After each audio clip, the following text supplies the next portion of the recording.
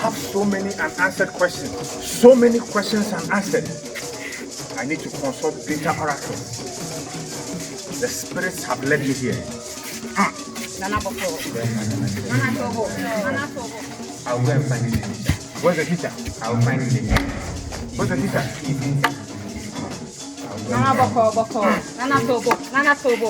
Nana Tobo. Nana Tobo. Nana Tobo. Nana Boko. Nana Boko. Come.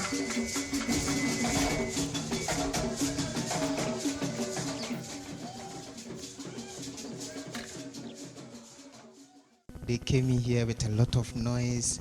They say they have. What's their issues? They want answers. Okay, who came first? It was the fetish priest.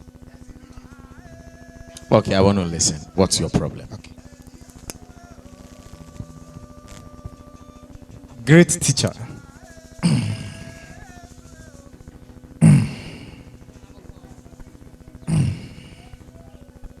I have questions to ask. I am a great chief priest in all this land. My name is Nana Atoprege, and I speak with the oracles of this land.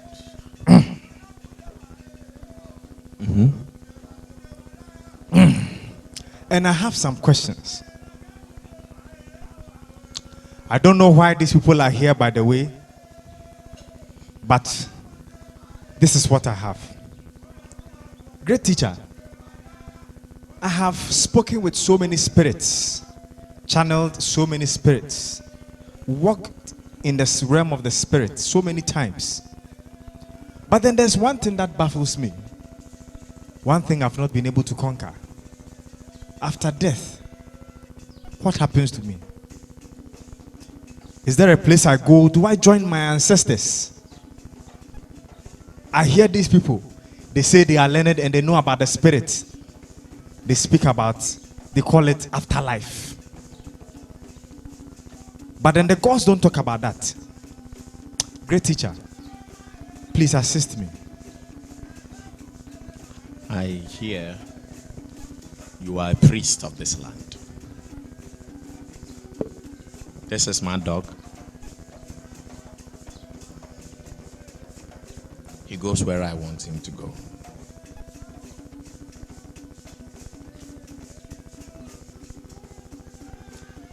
You people believe in the Creator, and that when He created everything, everything He touched has a piece of Himself within it. And the things that has the biggest pieces of the Creator, you call gods, servants of the real God. This means that you believe that there is power in the natural world. But now you are about to die, and you don't know where you would go.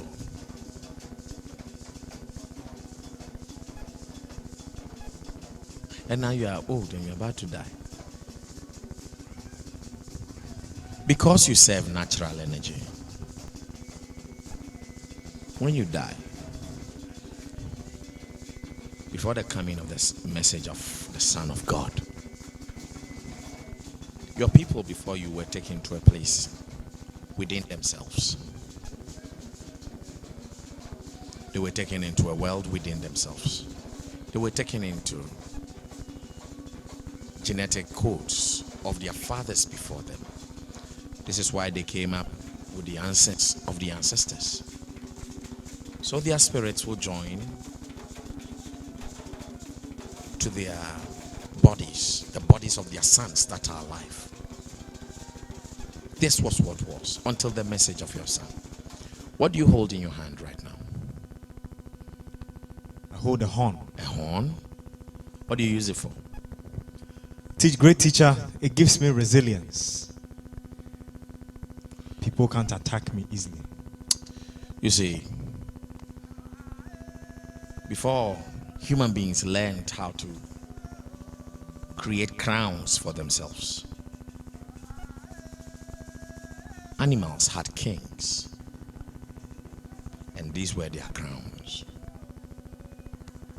This was why they led their flock and led them. This is why you say it's resilience, but it is a throne in your hand, a power of a nation you command. I see you have eggs there. Yes, great teacher. What do you use it for? Great teacher, these eggs, I use them as directed by the gods in things which concern life. You see, before human beings learned how to create an incubator to keep premature babies alive, we already had one of these. This is an incubator, a natural incubator. I believe with this, you should be able to keep anything that is not ready alive. So you are into something you do not understand. You are like a physicist that is not ready for the world he's in. You have taken a path that you will never know the end of. And none of you can.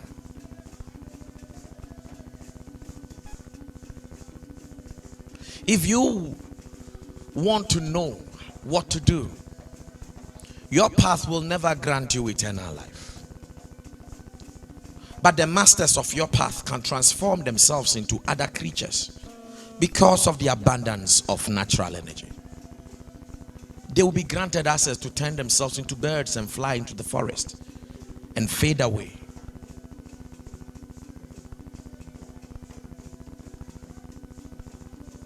Your fathers may connect you, but now there is a different form of essence storage available. Seek a higher path. Learning from the beasts of the field is good,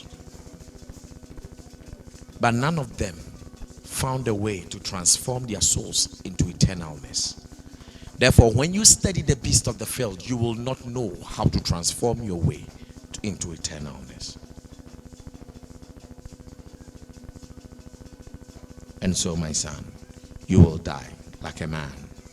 And when you have become great in your field, you will become another beast. Transform yourself into another natural element because you studied only the natural. Are we okay? Yes, great teacher.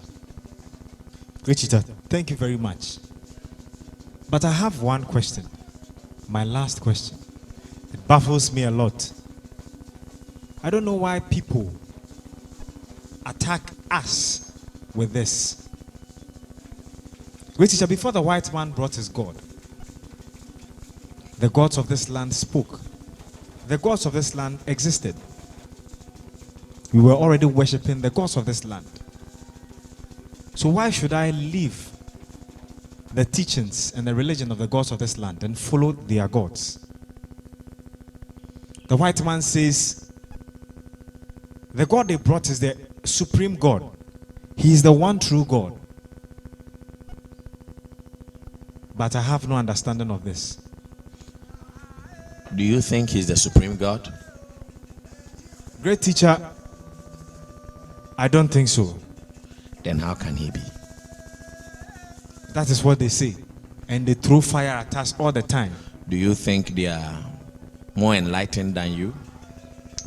Never. Have you seen their God? I have not seen their God. Have you heard from their God? I have not heard from their God. So what made their God the supreme God? Great teacher, that is what they say. The reason is you created a faith that is based on the various forms of gods. One house can have a God, another house can have another God, another house can have another God, and another house can have another God. If your system allows the introduction of different gods, then the white man's God can be accepted. Because you taught your children there are so many gods, why can't the white man's God be God too?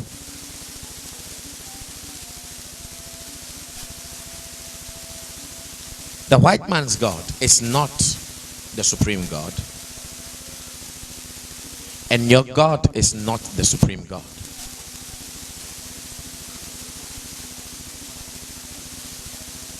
Because the supreme God is nobody's God.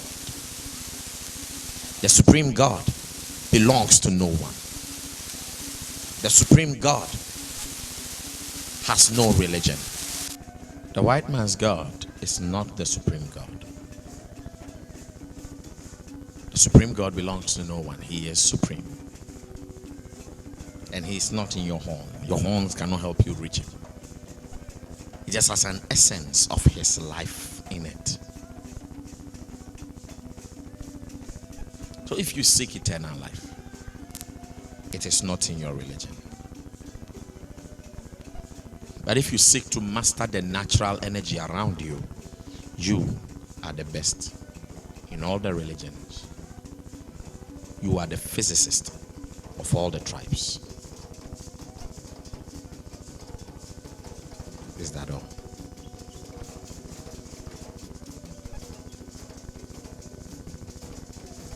Great teacher.